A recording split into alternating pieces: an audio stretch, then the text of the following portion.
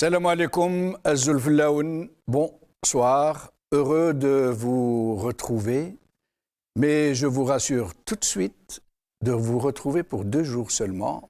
En fait, pour vous mettre au parfum, comme on dit, mon employeur, ou plutôt mon ex-employeur, m'a tendu un guet-apens.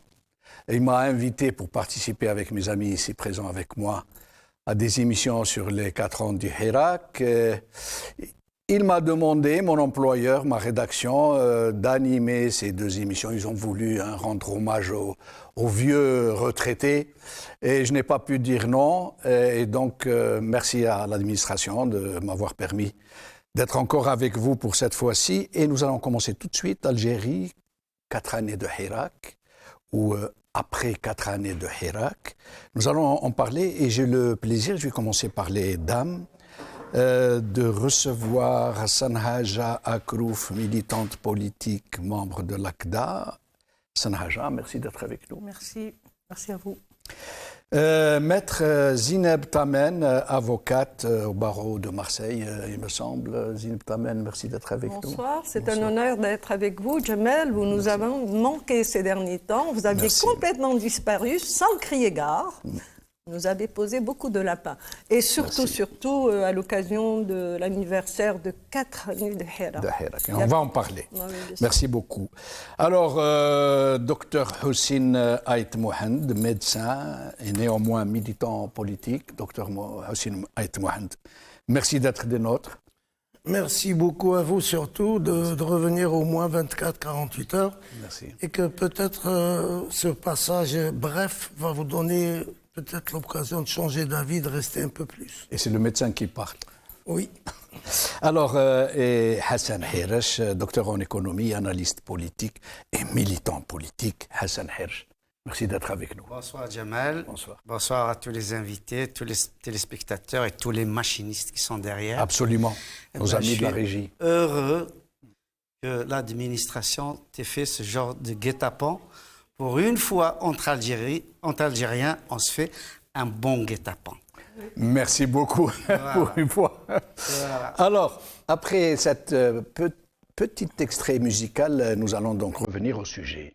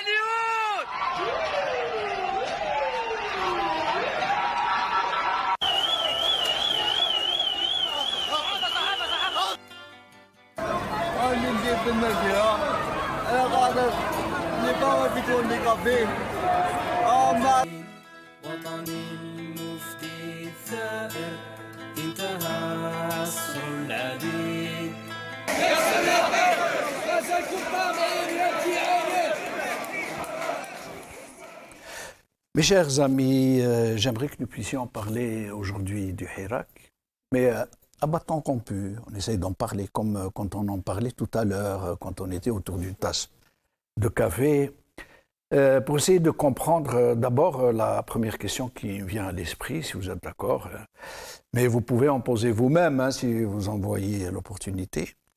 Hirak, est-ce qu'il s'est arrêté? Est-ce qu'il a marqué une halte? Est-ce que c'est un reflux? Est-ce qu'il est arrivé au bout de sa logique et qu'il lui fallait s'arrêter pour ensuite continuer d'une autre manière, peut-être?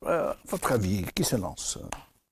Moi, je peux dire que Hirak ne s'arrête jamais, pour la simple et bonne raison que le congrès de la Soumam ne s'est pas arrêté, l'indépendance de l'Algérie ne s'est pas arrêtée, ce qui s'est passé en 80, en 88, en 90, etc., en 2001, ça ne s'est jamais arrêté.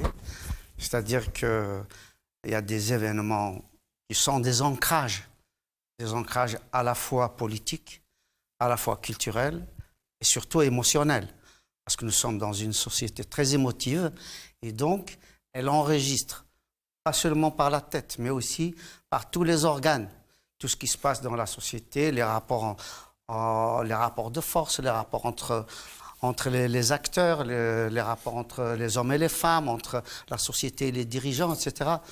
Donc je crois vraiment que l'esprit Hirak est un ancrage indélébile qui est présent dans toutes les têtes des Algériens et même au-delà, et surtout par son caractère pacifique, parce que jusque-là, beaucoup de révoltes ont été justement des révoltes spontanées, plus ou moins violentes, etc., même si parfois c'est le pouvoir qui a provoqué à la violence, comme en 80 ou 2001.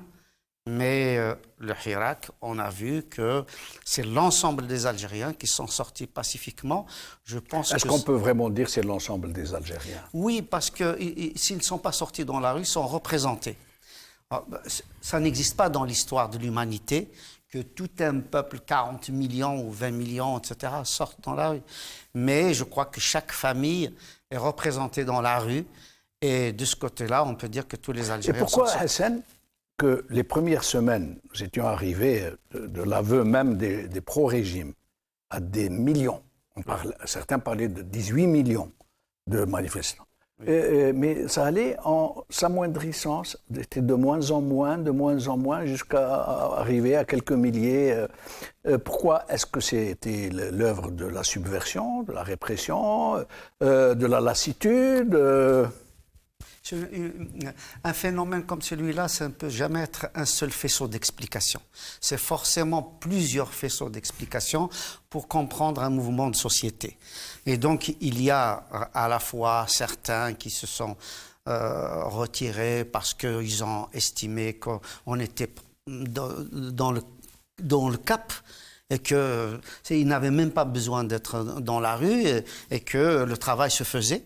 Il y en a qui ne repartaient plus parce qu'ils avaient peur, et il y en a qui repartaient plus parce que, effectivement, on leur a dit un certain nombre de choses sur le Hirak, etc., et qu'ils ont interprété et qu'ils ont trouvé des raisons pour ne pas suivre ce mouvement.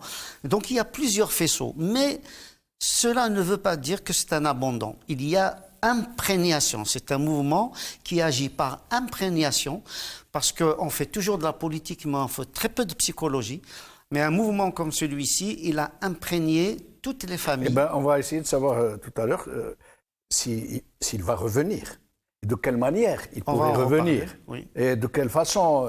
Est-ce qu'il va se structurer, ou est-ce qu'il va refaire il va adopter le même format, j'allais dire. Mais Sanha, j'avoue, la militante du terrain, la femme de gauche, qui est tout le temps dans les manifestations des rues,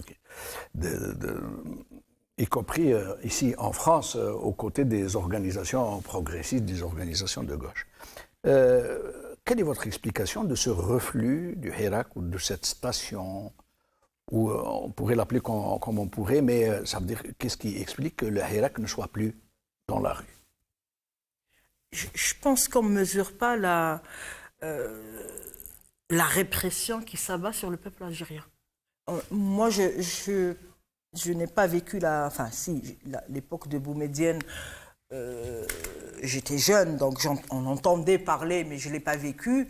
Mais depuis l'époque de Chedli, j'ai fait Constantine 86, il y a eu des chars dans la rue, il y a eu des morts. Et je le rappelle, il y a eu des morts à Constantine, et ils ont tiré sur les manifestants en 86. En 88, il y a eu des morts, et après la décennie noire, mais la répression terrorisante, en tout cas, de tout un peuple. Peut-être dans les années 90, il y a une population qui était ciblée, il faut le dire, c'était les islamistes. Mais aujourd'hui, c'est toute la société. C'est-à-dire, quand tu es kabyle, t'es maquiste. Quand tu es islamiste, t'es rachid, mais pas que. Même les jeunes qui sont... Et donc, t'es terroriste aussi, puisque Rachid aussi a été classé mouvement terroriste. Et les maquistes aussi, donc du coup, des jeunes qui n'ont rien... Je ne parle même pas des jeunes qui sont sortis avec l'emblème, mais qui ont fait le pouce, qui se sont vus condamnés. Ça, à ma connaissance, hein, je veux bien être corrigée si ce n'est pas le cas, on ne l'a jamais vu. Et ça, quelque part... Et puis le fait de semer très vite avant la répression qui est venue après l'arrêt du processus, après l'élection, après le Covid, donc c'est là où ça a été intensifié. Mais même avant, ils ont commencé à sortir, ouais, c'est les islamistes qui sont dans la rue, alors on envoie 2-3 barbus pour scander des Allahu Akbar qui n'étaient probablement pas islamistes, ou ils les étaient, j'en sais rien. Mais en tout cas, la propagande, la machine de la propagande, elle a marché. Oui. Elle a marché, et beaucoup, le souvenir des années 90 n'est pas lointain, en disant... c'est-à-dire on ne va pas ramener les islamistes, on ne va pas chasser ceux-là pour qu'ils viennent. Et ils ont commencé à chasser la classe moyenne, les filles, ce qu'on appelle la classe moyenne un peu supérieure, un peu les femmes qui faisaient la mixité de Hirak, se disaient effectivement, il vaut mieux que... Et ça a marché. Mais la femme dans le Hirak, ça s'était distingué. Le monde dont il avait remarqué, les femmes voilées et les femmes dévoilées étaient côte à côte, y compris avec les barbus, avec les gens très connus pour être des communistes, des gens qui étaient très à gauche.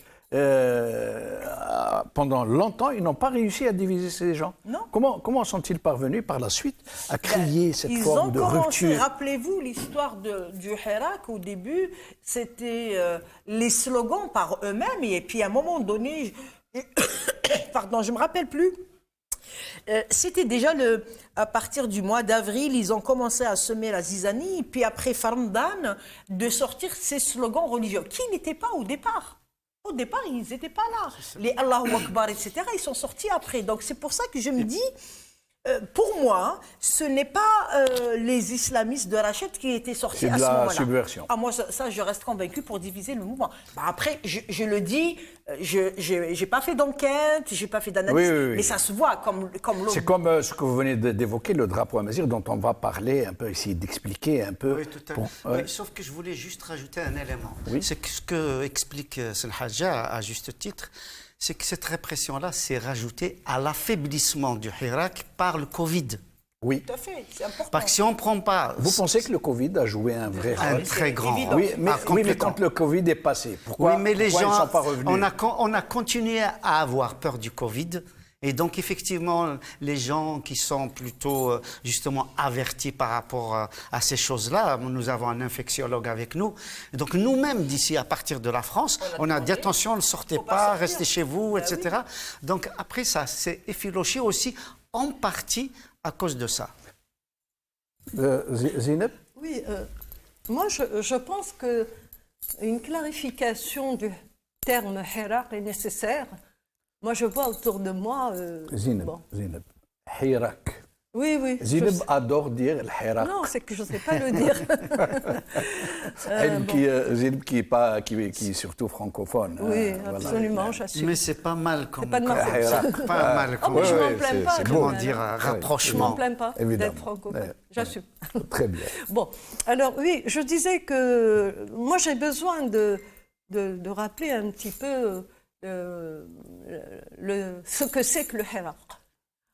Autour de moi, notamment à Marseille, on nous traite un peu, quand on parle de Hirak, pour certains du moins, il est question d'un parti politique.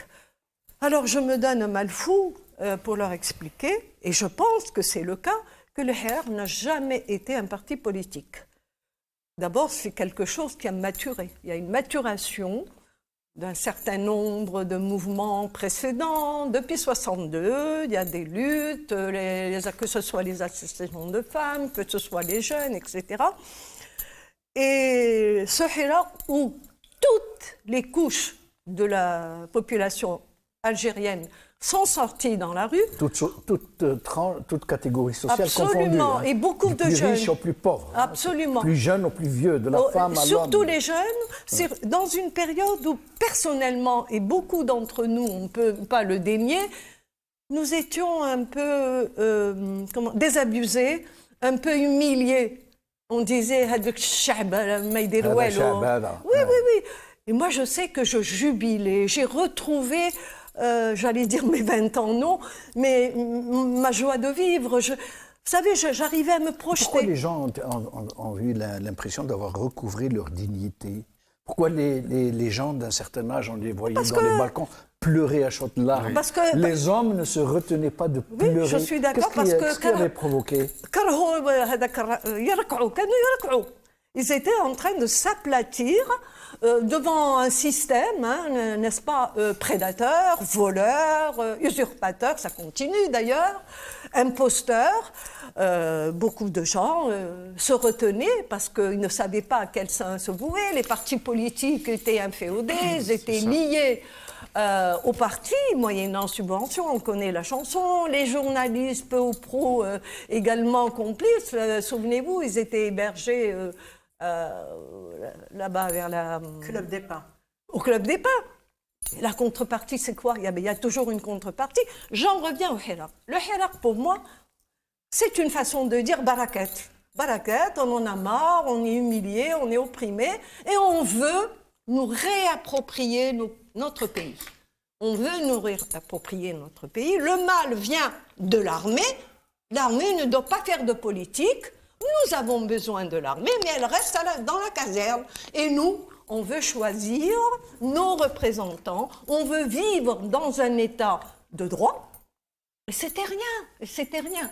Bon, je crois que d'ailleurs, dans ce mouvement, moi je préfère l'appeler ce mouvement, cette protestation, il y avait, souviens-toi, le carré des femmes progressistes qui au départ était un petit peu regardé close de cils de travers par certaines personnes, mais il y avait également des extrêmes, il y avait des extrémistes, il y avait des gens de toutes les sensibilités, c'était l'Algérie dans toute sa représentation. Et mon Dieu, ça a duré des mois et des mois et des mois. Et ensuite, il y a deux facteurs qui ont joué contre ce mouvement.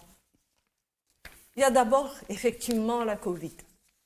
Les gens n'avaient pas envie de mourir. Et souvenez-vous même, avant la Covid, on barrait la route. Souvenez-vous des gens qui venaient de Kabylie. Les blocus des villes. Les blocus d'Alger. Ils ont commencé à essaimer comme ça avec leur méthode. Oui, mais malgré ça, les gens allaient au Hirak.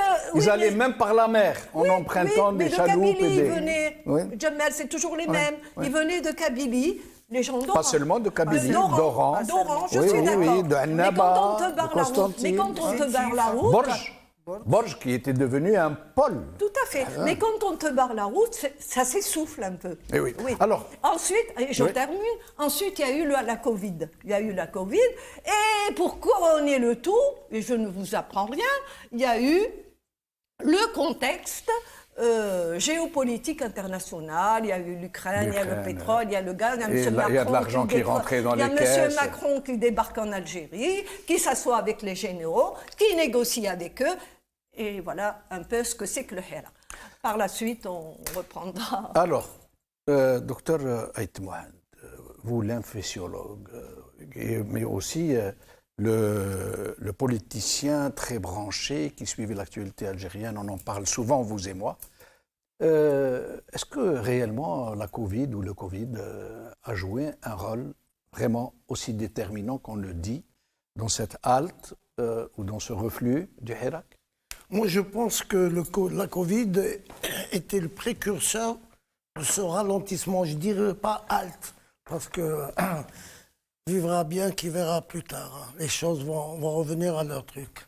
Comme on dit dans notre arabe algérien, mais donc on reviendra au sérieux, le régime actuel. Bon, il sera là à la place des prisonniers actuellement.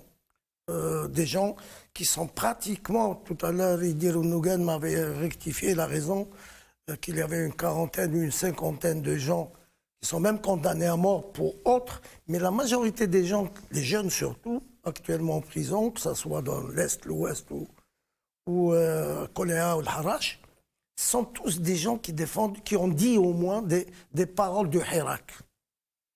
Et donc, moi, je dis, le précurseur, c'est la Covid, c'est un fait dans le ralentissement. Mais le véritable coup de massue qu'on a reçu qu'a reçu le Hirak, c'est la Covid à la puissance 10, concoctée dans les sinistres bureaux de Ben Aknoun et compagnie. Je ne vais pas faire un schéma pour ça. Alors, le drame. La réaction, la contre-révolution. La contre-révolution.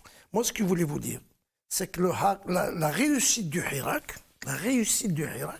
c'est que tout ce qu'a véhiculé le Hirak était déjà en pouce dans toute l'Algérie. En parlant tout à l'heure, Hajjal parlait de Constantine, mais il y a eu Tizi Ouzou, il y a eu Alger, il y a eu Gardaya, il y a eu Oran, etc. Et même Tamadrasset, malgré la distance, on entend parler de certains mouvements là-bas, mais bien sûr, petite population, petit mouvement, mais les idées, elles sont éparpillées, les idées sont éparpillées en Algérie.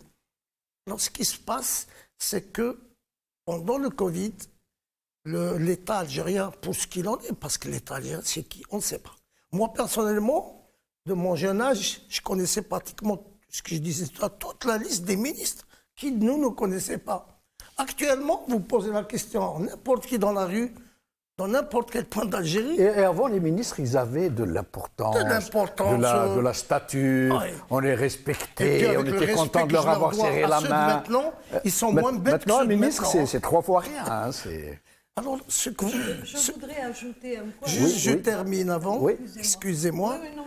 C'est que je disais que maintenant, si vous posez la question à n'importe quel jeune chez nous, il ne peut pas dépasser 2 ministres URB. Ils ne connaissent pas. Eh ben, j'ai apporté de l'eau à votre moulin.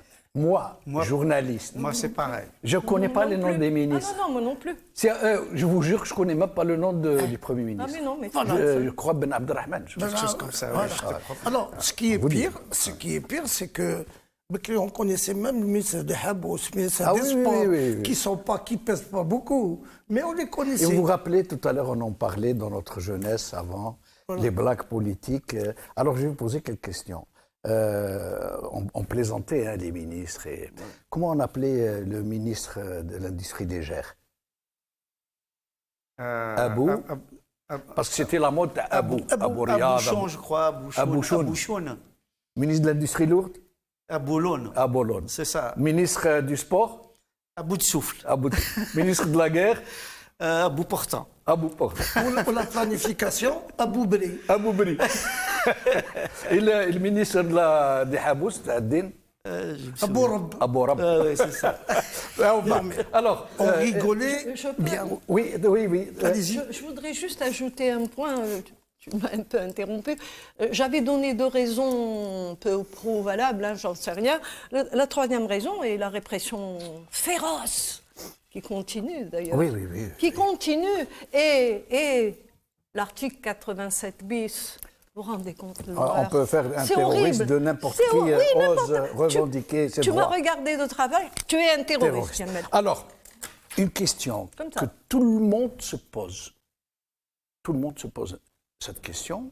Il n'y a pas de vraie réponse. On va essayer d'en parler. Avant d'en arriver à cette histoire d'emblème amazigh, je voudrais bien qu'on en parle pour décomplexer les discours, si je peux dire, et ne pas le laisser en otage à des gens qui l'utilisent pour diviser davantage les Algériens ou pour gêner le Hirak, justement.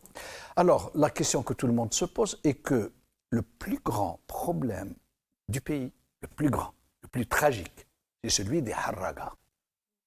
C'est toute une jeunesse qui ne rêve plus que de s'arracher, de s'extirper de son pays. De partir ailleurs, même si c'est en clandestin, même s'il faut fuir la police, même s'il faut travailler en noir, même si on les voit ici tous les jours, hein, ils vivent la misère. Mais si on veut les embarquer, ils préfèrent se suicider que revenir. C'est dire l'ampleur de la tragédie. Et pourtant, quand le Hirak a commencé, la tragédie a cessé. Exact. La Harga a cessé comme si un arbitre quelque part avait lancé un coup de sifflet. Il n'y avait plus de Harga du tout. Pas un seul Harrag. Et les gens, mais c'est quoi ce phénomène? C'est incroyable. Eh ben, c'est à vous. J'aimerais que nous fassions un tour de micro C'est sur cette l'espoir, question. tout simplement. Oui. L'espoir Qui est retrouver revenu, sa dignité, de pouvoir retrouver vivre du dans son travail. pays. Qui ne voudrait pas vivre dans son pays, Jamel? Mais pas avec des sauvages, pas avec des barbares, pas avec des assassins, pas avec des prédateurs. Je pense... Vivre normalement, librement, dans le respect des uns et des autres, avec une justice également. Pas avec un article 87 bis. Pas lorsque on veut vous attirer des ennuis et qu'on ne vous trouve pas, on va arrêter votre mère. Oui. Par exemple. Oui. Très vite, un tour de micro. Le mot, elle l'a dit, c'est la justice. Oui. Tous les haragas cherchent de la justice, même s'ils ne mangent pas à leur faim. Un pays où règne la justice, même si ce n'est pas le leur. Même s'ils ne mangent pas assez, parce que le pain ne résout pas tous les problèmes. Mais la justice peut vous ouvrir des portes d'avenir. En contrepartie, ce qui gêne beaucoup les Algériens, c'est quand vous voyez les enfants de la nomenclatura prendre l'avion ou prendre le bateau avec cabine wahdom, traverser la Méditerranée Et pour aller faire dans des leur études. résidence de luxe. Oui. De l'autre côté. De l'autre côté, avec une maison qui les attend. Ou Un personnel domestique. Voilà. Et étudier à Louis le Grand. Et voilà, lui le grand, et les universités, les grandes écoles. Lui, le grand, Que il a fait peur, mais hein ils ont pas le T'inquiète niveau. pas Ils n'ont qu'avec pas de l'argent, niveau, ils ils n'ont pas de arrivent. niveau. Avec Non, l'argent, de ils arrivent. Moi, je te le dis. Hein. De toutes les façons, je vous dis, c'est aussi un objet de réflexion pour nous, les Algériens, pour notre jeunesse, qui voit et qui vit des choses affreuses, scandaleuses. Et puis, c'est les mêmes qui sont en train de faire des études maintenant, qui vont venir gouverner l'Algérie en prenant la place de leur père. Voilà Je pense le qu'il y mouchki. a un élément supplémentaire qu'on peut rajouter, c'est que la révolte des Algériens, c'est celle du Hirak ou celle auparavant, celle de 2001, celle de 88, celle de 80, celle de 86, etc. Je pense vraiment que l'Algérien a montré qu'il veut être acteur de son destin. Il ne veut pas être seulement passager de l'avion, il veut être le copilote. Ça, c'est extrêmement important. Et donc, avec ce mouvement-là, il y a non seulement l'espoir que ça puisse déboucher vers une démocratie, vers une possibilité d'un changement, etc., mais c'est surtout que l'Algérien a envie d'être un acteur politique, un acteur Mais le jeune culturel. Harrag, Hassan, Oui. le jeune Harrag, qui généralement, il ne rentre pas dans ces considérations. Il est dans la recherche de la dignité, c'est vrai, pas seulement de la bouffe. Hein. Oui. Il veut vivre dans une société saine, où la justice règne. Oui. Mais pendant mais comment l'explication qui lui a dit, ça y est, c'est bon, le Hirak va t'apporter ce dont tu rêves, ne pars plus. Non, Reste mais parce qu'il était dans la rue, Jamaldine. C'est vrai qu'il était dans la rue. Il était dans la rue, Oui, donc oui. c'était ceux qui Tous les criaient peut-être- Harragas potentiels étaient dans la rue. Ils étaient, d'ailleurs, on les avait à Place de la République. Les Harragas, ils étaient à Place de la République. Absolument. Ils avaient des Même travaux. même qui Hargo, quand ils sont partis d'Algérie, Oui. après, après que le Hirak se soit un peu essoufflé, quand ils sont arrivés en France, ils viennent à Place de la C'est ce que République. je dis. Ouais, et donc, c'est vrai. c'est Je parce qu'ils confirme. veulent être acteurs. Ils ont brandi le drapeau amazigh, le drapeau algérien, des slogans en arabe, en français, en kabyle, etc. Donc, ces jeunes-là, pendant le mouvement, ils se sont dit, eh ben, je suis acteur. Je suis dans la rue et je vais avoir ma Et place. j'en pars plus. Oui, je pars plus. Mais parce maintenant que le Hirak je vais n'est plus avoir là, je reprends terminé. Bah oui. mon sac au dos. Parce qu'il en avait marre de raser les murs. Et ça rejoint votre question, et je termine là-dessus, ça rejoint votre question précédente, M. Benchenou. Quand vous avez dit qu'il y avait des gens d'un certain âge qui pleuraient. Oui. Parce que, tout simplement, C'est vrai. ces gens-là, ils ont rentré trop de larmes pendant des années. Parce que quand on est humilié, on essaye de garder un minimum de dignité, de ne pas pleurer. Et donc là, ils ont pleuré de joie. C'est une délivrance. Et donc, on se retrouve dans le même cas de figure. Ces gens-là, effectivement, ne partaient plus parce qu'il y avait un minimum de dignité. Oui, moi je travaille avec ces jeunes. des Ce qu'on sports, appelle, bien sûr. avant on les appelait les mineurs isolés, maintenant on les appelle les mineurs non accompagnés, les MNA d'ailleurs. Hein. Ça nous fait penser, nous, à autre chose. Oui. Mais en fait, ce qui se passe, je pense que fondamentalement, ils partaient parce qu'il n'y a pas de travail. Il n'y a pas de travail. Ça, c'est la raison fondamentale.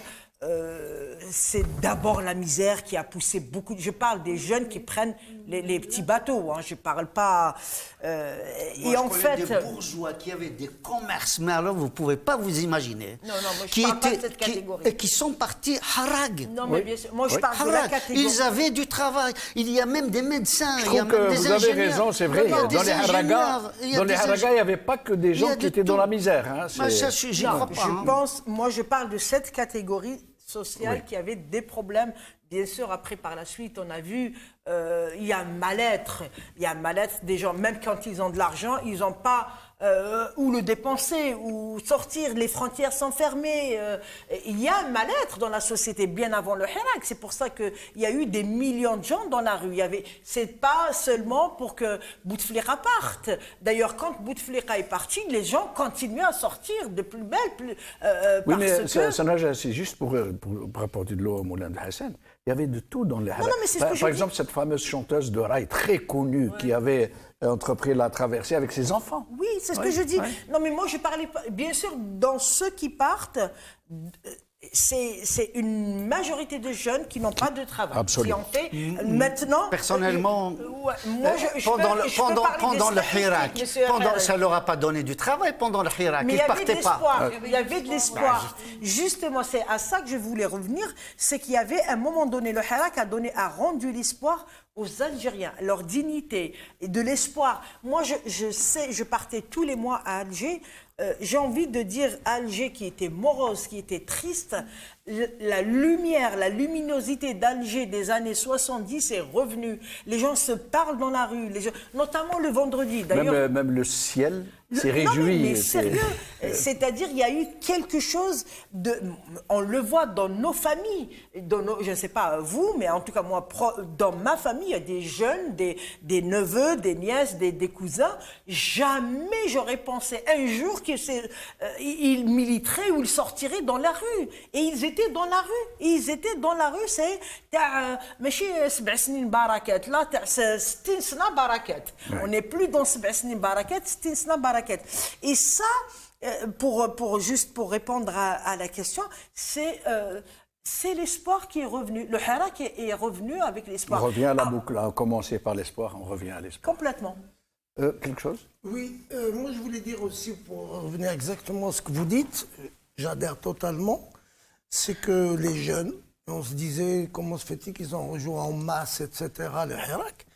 Oubliez une chose, la place du stade en Algérie. Le sport en général, depuis l'épopée glorieuse de l'équipe nationale algérienne en Espagne, c'est le sport, le football particulièrement, il a de la place dans l'esprit de ces jeunes. Or, combien de slogans sont partis des stades? Tous les slogans, quasiment. Et donc... Et le stade que le régime utilisait comme opium du peuple. Absolument. Et il s'est retourné contre lui. Voilà. C'est du stade. La Casa del Moradia, la Casa, le Madania, Machi Askaria et tous les beaux slogans du Hirak. Donc, du coup, le sport... C'était le trop-plein. Oui. Donc, le régime actuel, il se met encore le doigt dans l'œil comme à ses habitudes. Il est en train de mettre encore d'autres stades en construction, mais par moment, il va se réfléchir à faire des bombes dans le stade pour diviser les gens, comme vous l'avez dit. Pour les empêcher d'aller au stade de... C'est ce qu'ils font en ce moment. Ils sont en train d'encadrer tous les comités de supporters. Oui. Voilà, tout. Pour qu'ils surveillent les supporters. Il leur dit, je vous ai donné comité de supporters, je vous donne des privilèges. Ah oui, tous les privilèges. Là, mais tu es notre agent, tu dois surveiller les supporters. Alors, le problème aussi, il faut le dire, c'est que l'Algérie, depuis l'indépendance, il ne faut pas se le cacher, je n'ai pas peur de le dire, a été un régime qui a formé beaucoup de militaires à l'étranger, spécialement, comme disent, il y a un gars qui me l'a avoué, c'est un officier, qui est revenu du RSS, je dis bien URSS, c'est-à-dire ça remonte déjà loin, il a fait 5 ans. Je dis, mais qu'est-ce que tu as fait pendant 5 ans? Il m'a dit, elle me tchouiche. Je dis, purée, 5 ans pour le tchouiche. On aurait pu quand même faire 2 ans et tu serais bénéfique pour le pays. C'est quoi, tchouiche? Tchouiche, l'intox. L'intox, la subversion. La subversion. Donc voilà, il a fait 5 ans, il est revenu officier. Tout ça pour vous dire que l'Algérie est un pays plein de renseignements politisés, organisés. Minés. Minés. Et il faut du temps. Ils Et le savent le harik, faire, ils savent le faire bien. Alors, j'aimerais vous raconter quelque chose Alors, de juste. Switch avec des dollars ou des euros sont Tout. Les deux, mon capitaine, les deux. Monter les Algériens les uns contre Eh les oui, autres, oui, les oui. Kabyles Et voilà, contre les voilà. Arabes. Alors, Ça continue. Hassan Mouali, journaliste. Jamel, ça continue. Oui, bien sûr. D'accord. Hassan Mouali, journaliste, m'a raconté un jour quelque chose, c'était en plein Irak. Lui, il fait la prière, Hassan. Alors, il me dit, tu sais, le Hirak, comment ça commence? Nous, on est dans la mosquée, il y a les gens qui ne font pas la prière, qui viennent nous attendre. Ils viennent le vendredi, devant la mosquée, ils attendent qu'on finisse. L'imam n'a pas intérêt à le sermon. Le sermon, le prêche là, du vendredi, il doit être très rapide. Et on lui dit, il fait vite, et puis il m'a dit, dès qu'on fait le salam, salam alaikum, salam alaikum, Madania, ma chère Garia. Et on se rencontre dehors, et alors, les partis politiques. Est-ce que je peux juste dire ta'liq Oui. à ce que vous venez.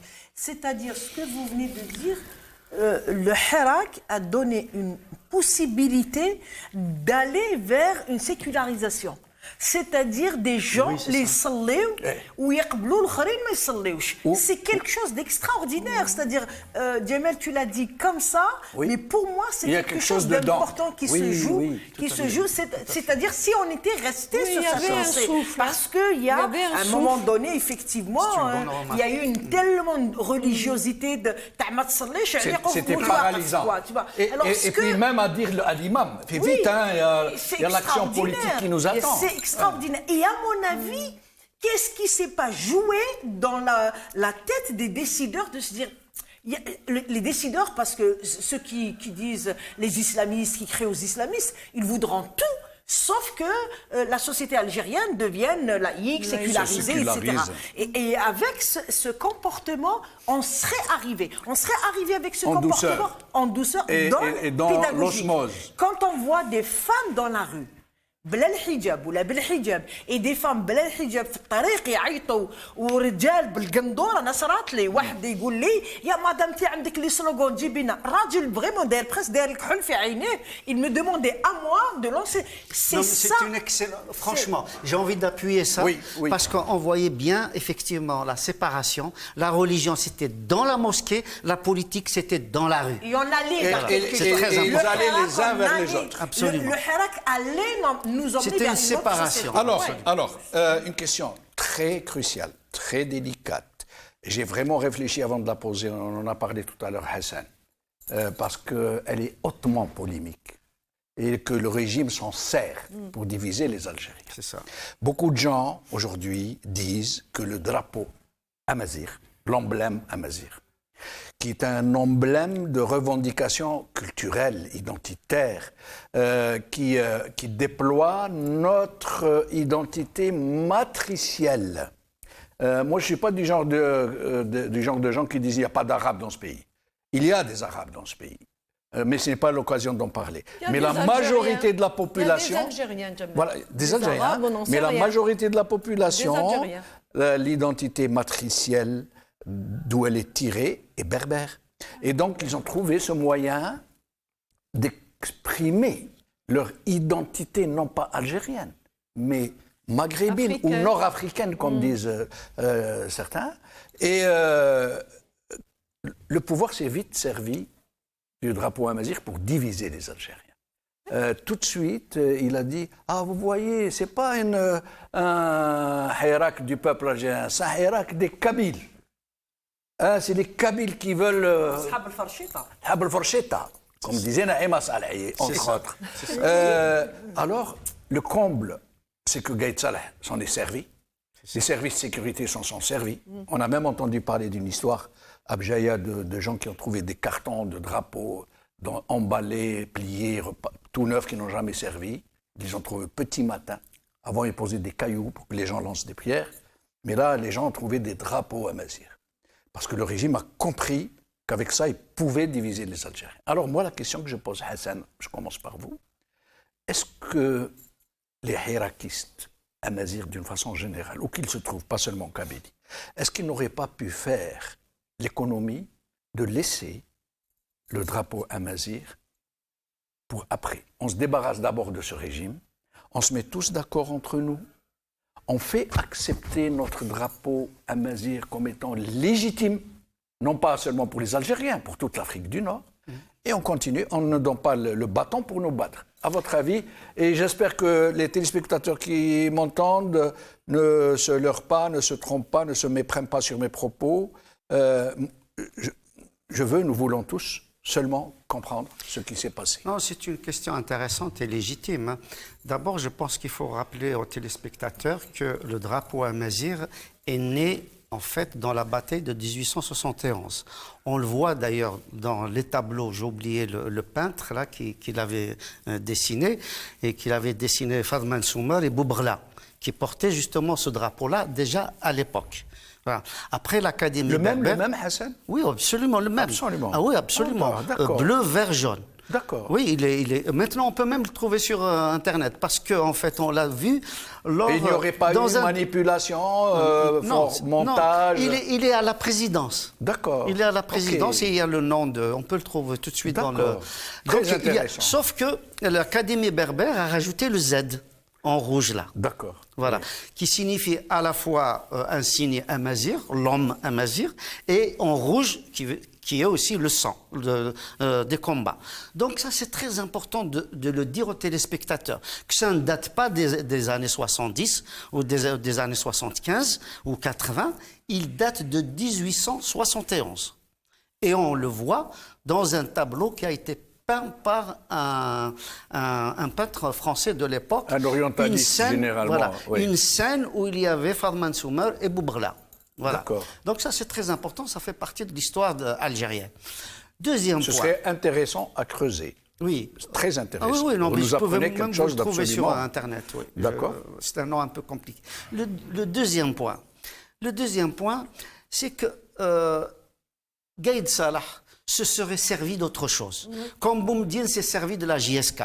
Quand il y a eu le fameux match JSK-Nahd, oui. Coupe d'Algérie. Voilà. Donc, contre les supporters. Tous les supporters criaient « Abba Boumediene ». Voilà. Ouais. Et donc, qu'est-ce qu'il a fait Boumediene? Le lendemain, il a changé... Enfin, quelques jours après. Oui, enfin, le lendemain, il l'a pensé. Ouais. Et donc, quelques semaines après, je crois, une semaine ou deux après, qu'est-ce qui s'est passé?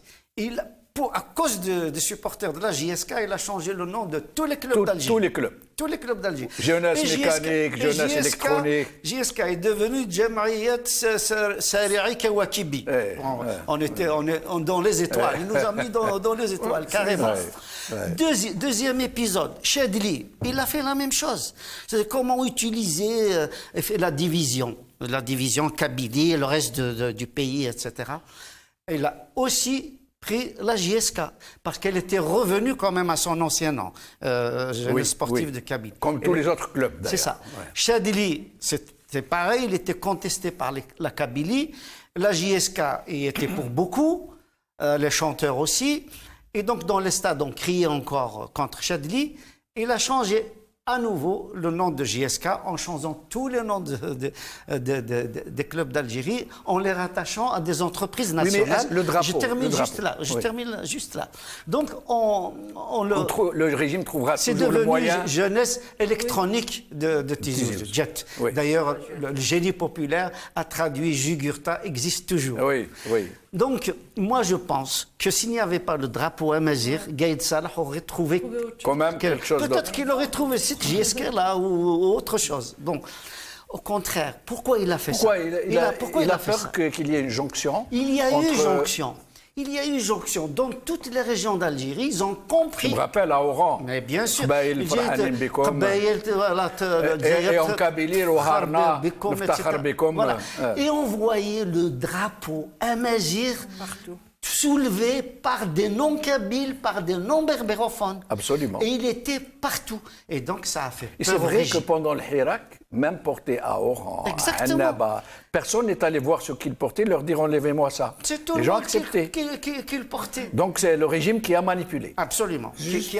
Qui a fait pour casser cette jonction. Cette cohésion, cette jonction. Entre les militants de toutes les régions, ça faisait peur.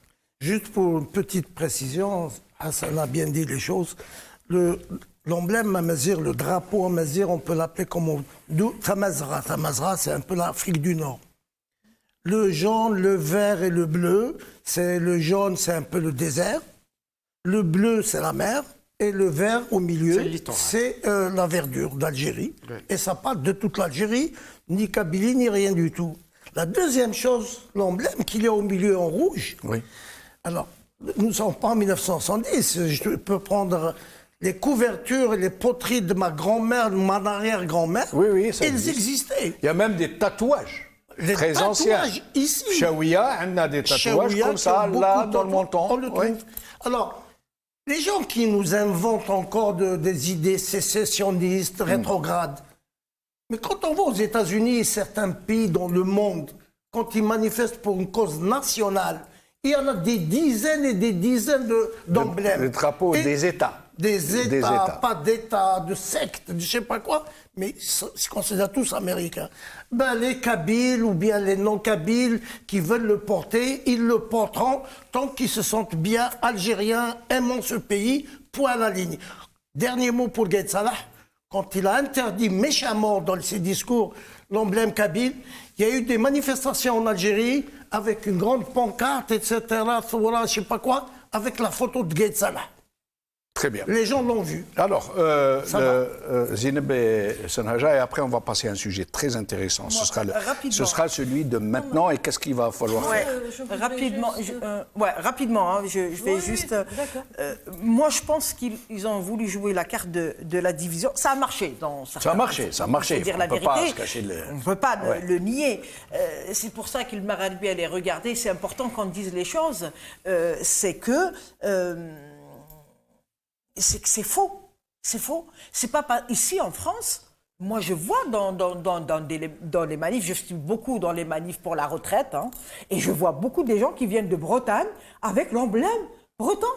Et personne ne leur dit, vous voulez diviser la France, personne... Vraiment, Absolument, mais franchement, absolument, là, je veux absolument. dire, il y a 2 semaines, hein, il n'y a pas 20 ans, c'est-à-dire il y a 2 semaines avec l'emblème breton, et ça ne pose aucun problème. Pourquoi ça pose aucun problème? Parce que les gens sont bien dans leurs bottes. Mais فيهم شك, ما فيهش تشكيك, c'est-à-dire المشكل اللي ينطرح هو انه يشكوا. Parce que انا كي على بالي في انا برايجيه, انا نقول لك حاجه, انا قبل ما نكون جزائريه je suis برايجيه. C'est pas du régionalisme, etc. Parce qu'on appartient à quelque part. On appartient par la façon, احنا في البرج, c'est pas partout اللي يديروا شاور بيع مثلا, شاور بيع c'est fêter le printemps. Oui, Et voilà, donc chaque région. Mais ça ne veut pas dire qu'on veut diviser, qu'on veut être... Non, pas du tout. On est fiers de ce qu'on est. Nous, par exemple, à Borj Bouararij, il y a beaucoup de Kabyles. Ça n'a jamais été posé. Mais je vous le dis, honnêtement, c'est pas du discours. Eh bien, ce pouvoir, ça le gêne qu'il y ait, parce que dès qu'il y a... Mais rappelez-vous, à un moment donné, la réaction, c'était Qasba Bablouad Imaziran. Ouais. Les gens sont sortis pour dire ça ne marche pas. Parce que quand on est dans un Vous ne truc... pouvez pas nous diviser. Voilà. Et Parce pourtant, que- ça a été le cas. On était dans l'apogée du Mais ça a été le Hirak. cas. Maintenant qu'il y Ça a a le été le cas. recul, eh ben, toutes les toutes les vous avez tendances dit, s'expriment. Il y a une formation de 5 ans, c'est ça, de diplôme de tishwish, je ne sais Tishwish. pas. Ben, à un moment donné, ça marche. Volca peut-être plus, on a de l'argent maintenant. Alors, Zineb, sur ce sujet, avant de passer au sujet... Moi, franchement, c'est ubuesque. Je ne comprends pas comment on peut avoir peur d'un drapeau. Bah oui. Comment on peut avoir peur d'une femme qui s'en va avec, en toute légalité, puisqu'elle est française. Ah, vous parlez de de... Amira Bouraoui. Je ne comprends pas. En faire une affaire d'État, rappeler Mais son un pouvoir c'est paranoïaque vraiment apporte le de tout. règne de la médiocrité, de la bassesse, de l'indignité. C'est pas possible, ces gens-là. C'est des imbéciles, c'est des psychotiques. C'est pas possible. Mais je fulmine, moi. Comment on peut avoir peur d'un drapeau? Comment on peut... Mais le Kabyle existe, hein? Le Temsenia existe, l'Oranais existe. Ce sont tous des Algériens. En quoi un drapeau te dérange? Alors moi, je ne les culpabilise pas, les Kabyles qui portent les drapeaux. Ben, tant mieux. Et le comble, c'est que ce drapeau n'est pas porté que par les Kabyles. Mais Il n'est pas porté brandi un peu partout, même au Maroc. Au Maroc. En Libye, Mais en c'est- Maroc, Libye. en Niger, Moi, je pense que les Kabyles, Tunisie. quand ils ont porté ce drapeau, c'est pour dire nous voulons être libres, nous aussi. Voilà, et Non, mais puis sinon, nous tout voulons simplement, affirmer... par rapport à cette question, nos voisins, où la question ne se pose pas parce que ça a été réglé, pas parfaitement. Mais moi, quand je vais, par exemple, au Maroc, je trouve c'est écrit en tamazir, etc. Sans Mais complexe. Mais sans problème. Et beaucoup En Tunisie, pareil. En Tunisie, j'ai été En donc, Libye. dans le sud de... Ça ne pose aucun Alors, je me problème. permets de vous arrêter parce que nous devons passer à un sujet très important. C'est aujourd'hui, maintenant, le Hirak qui nous a donné tant d'espoir, qui nous a fait rêver, qui nous a rendu notre dignité, qui nous a rassemblés, qui nous a permis de nous aimer les uns les autres, de nous vider de ces sentiments noirs, glauques, qui nous emplissaient à l'âme, dont on a été bourré, la haine pour les autres. On s'est remis à nous aimer les uns les autres, à nous entraider. Vous avez vu la solidarité, les gens qui nettoyaient les villes après les manifestations. Qui donnait à manger. Qui donnaient à manger, d'autres ramenaient de l'eau, des femmes dans les balcons qui aspergeaient les passants. Alors, maintenant, est-ce que nous allons accepter que ce Hirak se dissipe comme ça, au point d'être récupéré par Tebboune et Chenguereha et compagnie, au point où ils l'ont constitutionnalisé, au point où ils l'ont récupéré, comme ils ont récupéré la révolution de novembre, Shohada, ils en ont fait leur bidule, Al-Hirak al-Mubarak, parce qu'il a permis à Tebboune de devenir président, après tout. C'est pas le Hirak. Ah, si, c'est grâce au Hirak qu'il est devenu président. C'est la gabegie, c'est la corruption et c'est. Oui, mais enfin. C'est les militaires. Bouteflika n'était pas parti. Il ne serait jamais. Il ne serait pas élu. C'est les militaires. Bien sûr. D'accord. qui l'ont imposé. Alors, d'accord. Les militaires l'ont imposé parce qu'il y a eu le Hirak. Mais bien sûr. Sans le Hirak, personne n'aurait pensé à lui. Il faut Mais qu'on pas se lui, le oui. rappelle. Non, surtout Non, enfin, pas lui. Sans l'essentiel- le Hirak, Bouteflika serait là. Il aurait fait D'accord. peut-être un Alors- autre Oui, mandat. mais c'est quand même bizarre que le Hirak a pu faire partir Bouteflika et que les choses après se sont C'est ce qu'il dit, ça a été récupéré. Alors, dégénérées, on va dire. d'accord. Alors, qu'est-ce qu'on doit faire? Qu'est-ce que les Algériens doivent faire? Qu'est-ce qu'ils vont faire? À votre avis, est-ce qu'il va y avoir un sursaut? Est-ce que le Hirak va revenir d'une autre façon? Et est-ce qu'il pourra combattre ces gens qui le défient? Par exemple, quand un Chenguereha arrive, il dit le slogan principal du Hirak était Sha'ab Jish Khawa Khawa, alors que tout le monde sait que le slogan était Madaniya Mashi Askariya. Ça veut dire qu'ils sont en train d'aller au bout de L'imposture, leur... c'est des imposteurs. Ils règnent par l'imposture. Alors à vous la parole, ça va être le dernier tour de micro. Moi, je pense qu'ils règnent par l'imposture, par le mensonge. C'est des bonimenteurs. C'est Mais des qu'est-ce gens- qu'il y a lieu de faire, surtout? Ah non, on ne fait pas le constat de ce qu'est le régime, on le Honnêtement, sait. moi, le Hirak, il est en moi. Toute ma vie, je pense que mon entourage, mes amis, un secret espoir. Et puis, surtout, ne pas le baisser les bras. Et puis, continuer modestement à dénoncer, à aider, à être solidaire. Mais la question que je me pose très franchement, à l'heure actuelle, beaucoup de nations occidentales s'aplatissent devant la dictature algérienne. Hein. Ils s'aplatissent carrément. Question pour- d'intérêt, question Oui, de raison oui, d'État. mais leurs bassements économiques et surtout le pétrole, le gaz, etc. À l'heure actuelle, c'est très difficile. C'est très difficile, mais moi personnellement, et puis je vous dis, mes proches, les gens qui pensent et qui réfléchissent, d'abord cette idée du Hirak, c'est une forme de philosophie, c'est une forme d'éthique qui est en nous, donc on n'y renoncera jamais, sinon on va s'écrouler. Et par ailleurs, il suffit d'une étincelle. Alors, il reste 6 minutes, mes chers amis, donc c'est 2 minutes pour chacun de vous. Pour moi, Oui. actuellement, la présidence, le régime actuel cherche à perpétuer le régime actuel et même plus qu'en pense nous. Peut-être qu'il soit dans 20 ans, 30 ans encore en place. La seule chose, je n'ai aucun conseil à donner à quiconque, ni ici, ni en Algérie, mais moi je pense que l'objectif numéro 1 à partir de cet anniversaire du Hirak de 2019, c'est d'empêcher coûte que coûte, mais alors coûte que coûte, par tous les moyens qui existent pacifiques, dans toutes les villes d'Algérie, dans toutes toutes les régions d'Algérie pour empêcher le passage de Tebboune qui se prépare Un deuxième mandat. Un deuxième mandat et Sbire autour de lui assure la victoire. Eh oui, on sait évidemment. comment il va devenir encore président. Donc, rien à faire. L'avenir de l'Algérie est entre le vote pour éliminer Tebboune et sa clique. Le vote ou le boycott? Non. Ça veut dire Faut qu'il passe participer par- au vote et voter pour quelqu'un Ça, d'autre? on laisse au génie algérien. Mais la deuxième chose, dites-vous bien, Yallah, dit comme les militaires, même, ils ne sont pas tombés du ciel. Ce ne sont pas des sauveurs de l'Algérie, les actuels. Il y a encore des jeunes officiers algériens, il y a plein de choses. Nous pouvons espérer une Algérie bien défendue par d'autres têtes que ceux-là. Hassan, mais vraiment 2 minutes. Jamal, Pardon, c'est le système. très vite. C'est le système qu'il faut abattre. Tebboune, c'est rien du tout. Tebboune, Absolument. c'est un Hassan, c'est un Hassan, système. en 2 minutes. Le système qu'il tout faut à fait abattre. d'accord. Je prends une demi-minute pour rajouter quand même un élément important dans ce qu'on avait dit sur l'effilochement du Hirak. C'est aussi le ralliement des partis comme Djil el-Jadid et le FFS. Ils ont une lourde responsabilité dans ce qui est advenu, dans la répression d'aujourd'hui. Parce qu'ils ont vanté l'Algérie nouvelle, etc. Ils ont rallié la mangeoire. Ils ont rallié la mangeoire. Le FFS et le Djil el-Jadid ont une lourde responsabilité. Pas seulement, je pense que quasiment Non, la tous les direction partis, les actuelle, partis islamistes, la par direction exemple, mais actuelle. Un certain nombre de partis islamistes, Mokri et tout ça, je n'en parle même pas, Ils parce qu'eux, représentent ils rien, étaient ces déjà partis. dans la mouvance du pouvoir.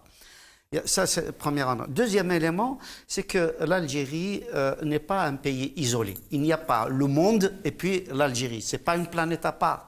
Donc, il y a une refondation vraiment au niveau géopolitique, au niveau international. Je pense très sincèrement que l'issue de la guerre Ukraine-Russie va être déterminante dans la pérennité ou non du régime algérien. Je pense que ce qui est en train de se passer avec la perte de terrain de Moscou, parce que Poutine a été attiré dans un guet-apens, il a plongé comme Saddam Hussein, et il est en train d'affaiblir son pays, il va perdre la guerre. Et je sais qu'il y a des pressions qui commencent aujourd'hui sur les juntes militaires du Mali, du Burkina Faso, de Centrafrique, etc. Partout où les Russes sont présents, il y a des pressions qui sont faites aujourd'hui par les Américains, par les Européens. Je pense que l'Algérie n'y échappera pas. Et pour terminer, Jamaldine, et répondre directement à votre question, je pense que la première responsabilité, c'est les syndicats et les universitaires. Moi, je pense que ça partira des usines et des universités et le Hirak reprendra... ça veut dire autrement, plus organisé, je pense. plus élaboré. Je pense qu'il y aura d'abord ces élites-là organisées qui vont reprendre, à mon avis, du poil de la bête. Et je crois que le régime aura intérêt, cette fois-ci, à écouter la société. Snaja, le mot de la fin, mais en 2 minutes.